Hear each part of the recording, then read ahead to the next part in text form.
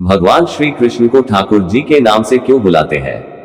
वेदांत रस के माध्यम से आज हम जानेंगे कि हम सबके प्यारे भगवान श्री कृष्ण को ठाकुर जी के नाम से क्यों बुलाते हैं।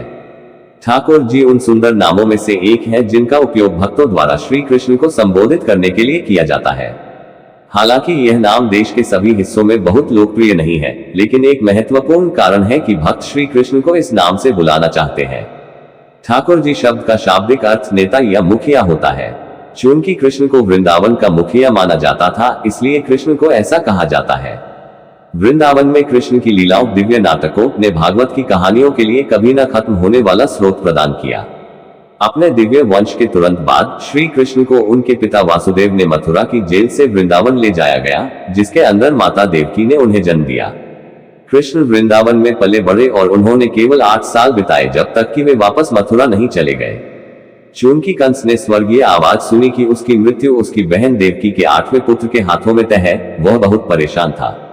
इसलिए उसने देवकी को कैद कर लिया और उससे पैदा हुए सभी पुत्रों को मार डाला।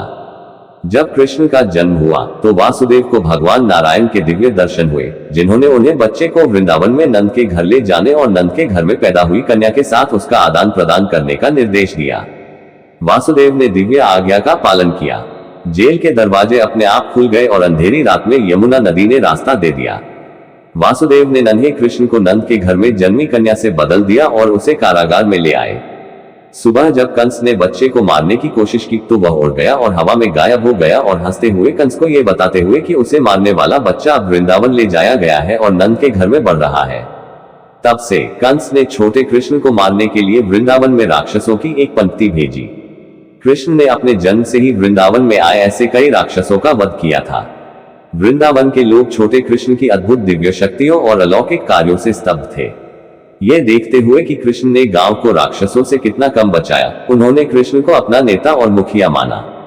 इस प्रकार कृष्ण को ठाकुर जी नाम से पुकारने की परंपरा वृंदावन में शुरू हुई।